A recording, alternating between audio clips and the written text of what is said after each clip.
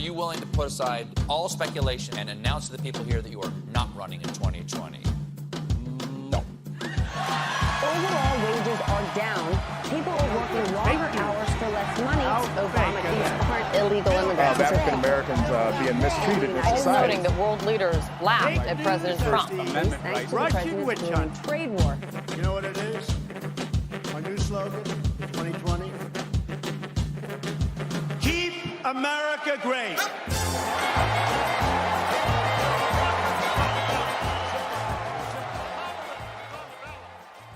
Hello and thank you for joining us for another episode of 2020 Vision, the United States Study Centre's weekly look at the news, polls and primaries in the 2020 US presidential election race. This week, we're talking Democratic candidates and so-called unlikable women with Dr. Rebecca Sheehan, a Program Director of Gender Studies at Macquarie University in Sydney and an Honorary Associate with the United States Study Centre. We've seen a triumphant Nancy Pelosi this week emerge the victor from a bruising government shutdown. Kamala Harris has taken part in the first town hall event as part of her efforts to win the Democratic nomination. And Hillary Clinton has re-emerged and weighed in on Bernie Bros in a new interview. We'll get to all that in a minute, but let's first hear from some of the first female candidates to put up their hands to take on President Trump in 2020. Democratic Senator Elizabeth Warren is taking a big step towards challenging President Trump in 2020. I never thought I would run for anything ever in my life, but America's middle class is getting hollowed out, and opportunity for too many of our young people is shrinking. Democratic Congresswoman Tulsi Gabbard of Hawaii has just told our Van Jones she will run. Do you think she should? Are you going to run? I have decided to run and will be making a formal announcement within the next week. Whoa. Please welcome back to The Late Show, Senator Kirsten Gillibrand. I'm just curious, do you have anything you would like to announce? Yes, I'm filing an exploratory committee for President of the United States tonight. Senator Kamala Harris is joining what is expected to be a crowded field. I love my country, and I feel a sense of responsibility to stand up and fight for the best of who we are. And I'm prepared to fight, and I know how to fight. Rebecca, thanks very much for joining us. The US Senator Elizabeth Warren announced her presidential bid in late December. She's a former professor at Harvard Law School and also headed up President Obama's Consumer Financial Protection Bureau following the financial crisis in 2007-2008. Some would say that makes her eminently qualified to run for office, but immediately after she declared, there was this question in some sections of the US media as to whether she was likeable enough. Do you think women in certain fields like politics have to endure a different kind of test than men do? Yeah, absolutely. I think that women have to endure the likability test in pretty much every profession that I can think of. And it goes to deep-seated cultural ideas that we've had at least since the 19th century around expectations of what a man is supposed to do and what a woman is supposed to do. And I think those come from these ideas of humans as animals, right? And the male animal is meant to fulfill certain functions. The male human animal has testosterone. He can do good parallel parking. I mean, that's, that's one of the claims that's made, right? Testosterone helps with good parking. And the female animal can carry children and so is supposed to be nurturing and mothering and caring. And it works for men too, if men don't fulfill that role. So if you're no good at parallel parking, your masculinity is questioned and usually sexuality is questioned as well. I don't drive at all, so that's a big problem for me. Well, that's a whole other conversation about the comments that you would have gotten over the years, right? And the same goes for women. So if women don't fulfil these appearing to be nurturing roles, then their identity as women is questioned, and their sexuality can be questioned as well. So I think that one thing I was thinking about before coming to see you today, though, is I do think that we have seen a change, and hopefully we can talk a bit more about that in response to maybe some of the other questions that you have, which is that I think that it's now okay for women to be tough. Right. I don't think that that's always been the case. I think we've seen a massive shift in that over the last decade. As long as they can be tough, as long as they're still attractive and or nurturing. Right. There's a few qualifiers there. There's a few qualifiers there. But so I think that I still think that's a big step forward. Yeah. Okay. Well, so we've seen this unlikable tag applied to women before. Obviously, Hillary Clinton's a big one. Australia's own female leaders like Julia Gillard. There's this idea that that women can't connect with regular people in these sort of high positions within politics. There are obviously those who would argue that this isn't sort of misogynistic, but do you think there's a pattern here when it comes to women who seek higher or perhaps the highest office, as opposed to women in these supporting roles? Absolutely. I think, and again, it relates to this idea of how the gender order is supposed to be. And I think for some people, on a deep unconscious level, it affects their sense of the survival of the species. Right. If men don't do what they're supposed to do and women don't do what they're supposed to do, then we have no future as humans. So I think it's something really quite deep, but everything about our culture continues to perpetuate that. And I think the higher the stakes in terms of what a woman's going to do that might challenge this unconscious bias around gender roles, then the bigger task she's going to have in terms of facing issues of unlikability and so on. So I actually think that, and I'd like to put unconscious bias on a spectrum with sexism and misogyny. I think there can be some discussions that are too quick to go straight to sexism and misogyny. Right. And misogyny is one of those words that immediately shuts down the conversation. If I accuse you of doing that right now, you go on the defensive and the end is nigh. I think if we could talk about unconscious bias, we might be in better shape. And I think that some of these political candidates needs to start doing that because even the least misogynistic, least sexist of us have these unconscious bias. They're unconscious. That's the whole point. If we can start to take a look at them, then I think that we'll be in better shape. Do you think likability actually matters in politics? I mean, I don't imagine many people liked Donald Trump among those who actually voted for him. I mean, they may have voted him because of other qualities or experiences. So do you think in the end that likability is a big factor when someone goes to vote? I do. Right. I do. And maybe I might put it differently as the ability to connect to people. Yep. Because Trump certainly had built that in a couple of ways. One, through being on The Apprentice for years, he built a relationship with an audience. Another one is his use of social media. So on the one hand, while he's pilloried for his spelling mistakes and his grammatical errors and the way that he writes, at the same time it gives a real authenticity to the way that he communicates. People think, oh, it's really the president, it's not his social media team doing these tweets.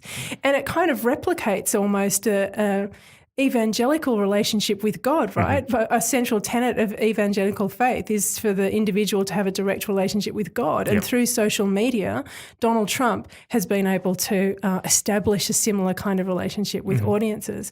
I think that Alexandria Ocasio-Cortez is someone who's really good at doing that. Not that she's running for president yet. A bit too young at this stage.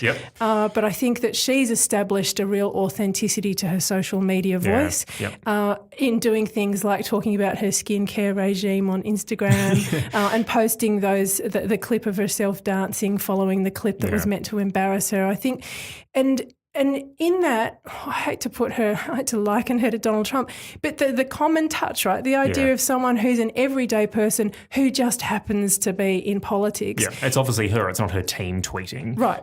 Right. I think, may well be her team tweeting, well, they've right? certainly made it seem like it's just her. And I think that the ability to, at the very least, craft an image of having that everydayness about you is really critical to people. Think back to George W. Bush. People said, oh, he seems like he'd be really great to have a beer with. Yeah. When was that a criteria for being president? I mean, no one will say that on paper officially, but certainly it is. And even when John Kerry went up against George W. Bush, that one of the criticisms of him was that he spoke French. Right? And therefore is part of an elite and therefore won't be nice at the pub. So this gets back to the likability and the ability to connect. And I didn't say earlier, just on that question about female likability, that example of when Hillary Clinton's poll ratings and opinion polls about her were always low when she was in office or running for office, and very high when she was leaving a position of power. After before she ran for president the first time round, the opinion of her was at an all-time high. And same with after she'd worked with Barack Obama, the opinion of her was at an all-time high. And I think that there's some data there that shows that there's a very real correlation between women going for those high-stakes positions and people's unconscious bias kicking in. It should be said that there's accusations of unfair treatment of female candidates from both the left and right in politics. Just this week we've seen criticism of Bernie Sanders supporters for online attacks against Kamala Harris. Let's hear what Hillary Clinton had to say to his supporters in a CBS interview over the weekend. Bernie's not a Democrat, and that's not a slam. That's what he says himself. And I think a lot of what he churned up in the primary campaign was very hurtful in the general election against me. And I see him doing the same thing. I see him, with his supporters, he doesn't disown the things they say about, some of my favorite Democrats, people like Kamala Harris, who is out there speaking up and speaking out, and she's being attacked from the left. Enough. If you don't want to support Democrats, then go somewhere else. Rebecca, so-called Bernie bros have had these allegations lobbed at them for a few years now. Do you think we could see these kind of similar sexist attacks that Hillary Clinton endured against a female candidate in 2020? Sure. Yep. The sexism's not going away. No. So we've talked about unconscious bias. Yep. The sexism and misogyny are absolutely there. On left and right sort of spectrum. On the left and the right. Yep. We've just seen come out a report about women's experiences with online trolling in Australia and how severe it is. So this is something that's still part of culture. That's not going to go anywhere. There's going to be racist attacks as well, given that a couple of the women identify as people of colour or have ancestral backgrounds that aren't Anglo-Saxon, European or white. Yep. And I think that what the candidates need to keep in mind, particularly at this point in history, is not those attacks that are coming at them, but how they conduct themselves in relation to questions of identity and in the ways that they deal with people from minority groups. That will help. You mentioned sort of people of different sort of racial backgrounds and heritage. Elizabeth Warren has also had to deal with questions about her heritage sort of specifically. She's declared herself as of having Native American heritage in some of the staff directories during her time in academia. Listeners may have heard Donald Trump refer to her pejoratively as Pocahontas on Twitter, for example. Or the Indian. Yes, yep. For those who aren't familiar with the story, can you sort of explain for us what that controversy is about? So the backstory, it started coming out at Elizabeth Warren in 2014 that she had marked on job applications that she was had Native American ancestry. That was found to not be true, but it's certainly the case that she has listed herself as being Native American in places over the years. And Donald Trump revived the questions around her heritage when calling her the Indian and Pocahontas. So he's really trying to get at her credibility there. Similar to what we saw with perhaps Barack Obama and the birther scandal, which he obviously took a lead role in. Absolutely, except at least Elizabeth Warren had made these claims about herself and she appears to be white, whereas Barack Obama really was born in the United States. So there seems to be some distinction between them. The issue with the way that Elizabeth Warren has handled it, there's a couple of things. The first one is that she says that she knows she's Native American because of family stories that were told to her. And Native American communities in the United States have the right to confer Native American citizenship within Native American states within the United States, and also have a right to determine who is Native American, who identifies as that. So the Cherokee Nation, which Elizabeth Warren has claimed to be have ancestry in, they've said, no, you're not Cherokee as far as we've concerned. As far as we're concerned. So this gets down to a battle over who gets to define whose identity. And back to that point I made before about how the candidates need to be careful about how they handle this. What Elizabeth Warren hasn't done is spoken to the Cherokee Nation about her own identity and her claims to it. And the key issue is that for them, I think, is that first she used stories of her Native American ancestry to professional advantage. And then the second issue is that now she's come up with a DNA test that proves that she does 6 to 10 generations back have some Native American heritage.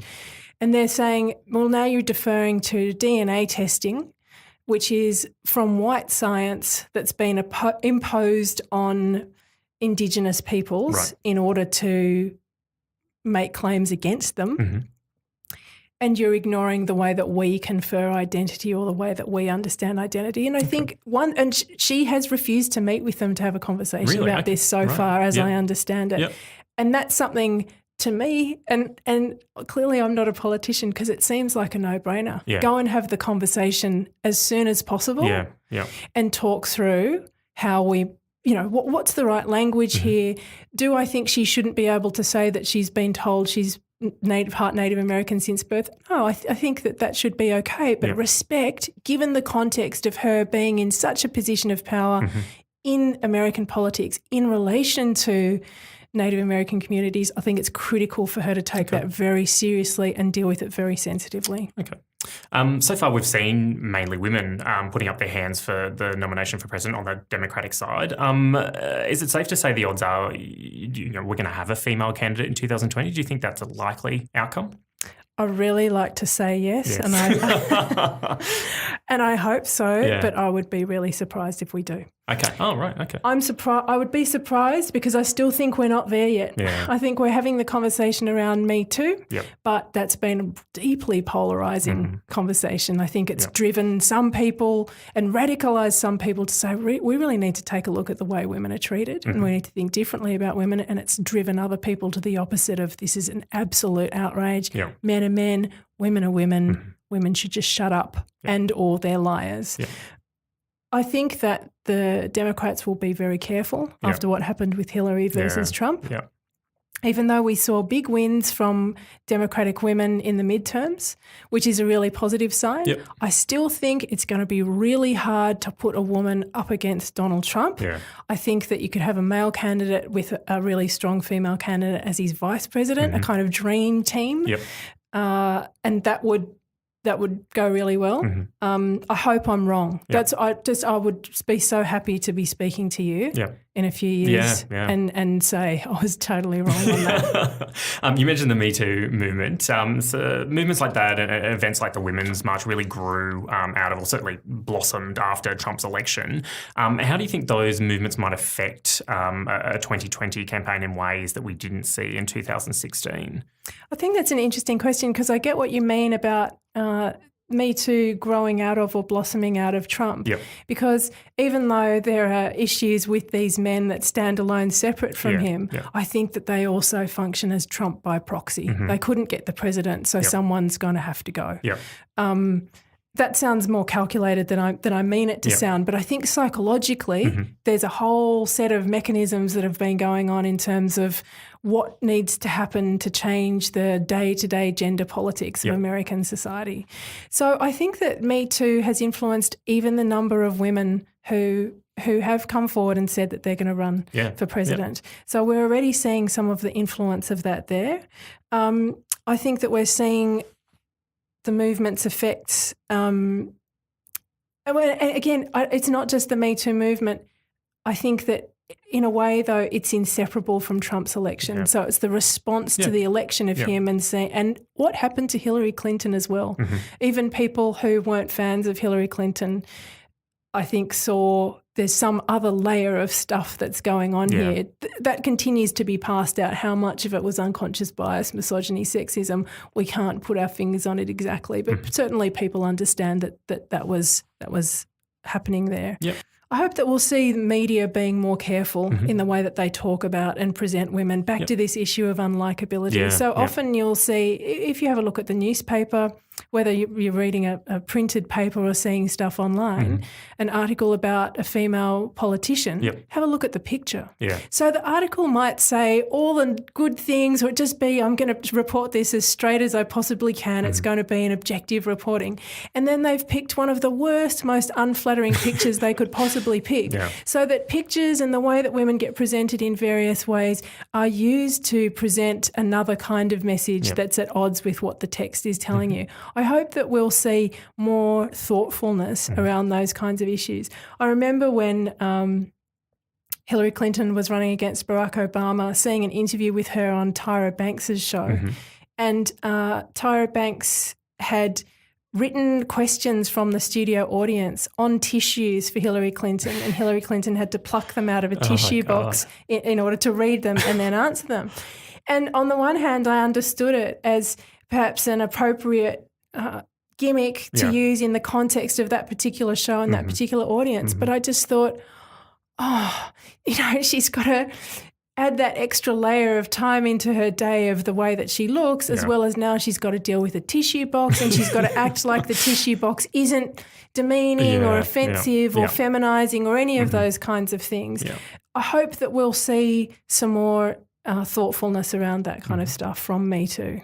There was plenty of criticism after the 2016 election that a focus on identity politics had damaged Clinton's campaign. Do you put much stock in that claim? I mean, certainly there was a lot of promotional material focusing on her gender, on things like LGBT politics, but do you think she ultimately suffered from having a focus on that? I just think it's rubbish that identity politics ruined Hillary Clinton's campaign, because Donald Trump is a master of identity politics, of playing the identity as a white male saviour, basically, who's going to come back, take back the United States from the African-American president who'd run it into the ground before him. Or from immigrants in sort of neighbouring countries. From immigrants, right. And so one of the first things that comes to mind when people say, it's identity politics, the Republicans don't do identity politics and it's off-putting to them, 2 words, border wall. Yeah. I mean, the government's been shut down because of the border wall. And that's so much about Trump's understanding of playing to people's deep-seated fears about difference, about immigrants, the way that he talks to women, the way that he talks to men about their masculinity. He's got a really fine-tuned, I think, understanding of how activated people get around issues of identity. So I think to think that identity politics ruined Hillary Clinton's campaign is to think that identity politics somehow can be removed from the political equation when absolutely they can't. Yeah. Since the midterm elections, Donald Trump seems to have struggled to really work out how to deal with Nancy Pelosi as leader of the House. That certainly became more clear during the government shutdown negotiations. Do you think that's because he's not used to dealing with women in powerful positions, or sort of more because she's quite an astute political player given her years of experience within the machinery of government, I guess? I think it's certainly part of it is her experience and her skill as a politician. But I also think it's the fact that she's in a position of power in relation to him. Yeah. So, for example, saying that she wanted him to delay his State of the Union address, and then, just a few hours ago, inviting him to give it on February 5th, demonstrates that she has power and that she can and will wield it in order to control his behaviour. And that puts him in a really difficult position. I think Nancy Pelosi is also very clever about using identity as a way of framing things that she says. And one example is when she talked about seeing Donald Trump tantruming, and she said, I can say something along the lines of, I can say that as a mother and as a grandmother. I've seen this happen before. So what she's doing there is 2 things. She's being tough, like I will say it as I see it, but also she's calling on, and I'm a mother and I'm a grandmother. So she's appealing to what people think, the roles that people think that as traditional, women, so traditional female roles in order to speak from a position of moral authority over Donald Trump. And one thing that I think that even his supporters would not claim about him is that he has a great deal of moral authority. Right. There was plenty of criticism of Nancy Pelosi when she ran again for Speaker after Democrats took back the House of Representatives. Some said she wasn't sort of capable of taking the gavel again, that it should go to a younger generation of Democrats. Do you think there's a few critics now eating humble pie given her success in the border wall and government shutdown negotiations last week? Perhaps, but it's probably pie they're happy to be eating. Given the result. Given the result at this time. And again, I think that the toughness that she's demonstrated is really critical, and she's able to demonstrate it because it's critical in dealing with Donald Trump. She has support not just from Democrats but from Republicans to be tough with him, whether they're voicing it in parliamentary terms or whether it's actually coming out through leaks and so on.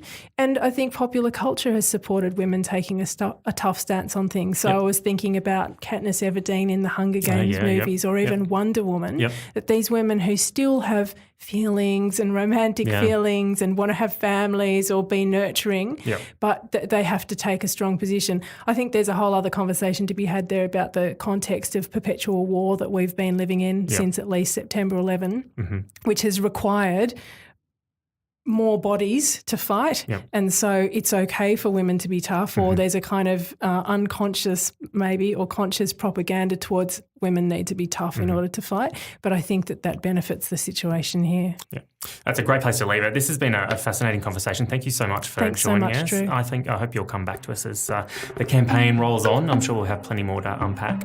We'll see. Thanks, Rebecca. Music this week was brought to you by Lobo Loco, Xylo Zico, Silicon Transmitter and Kepsa. And as always, thank you to the Faculty of Arts and Social Sciences at the University of Sydney for their studio assistance. We'll see you next week.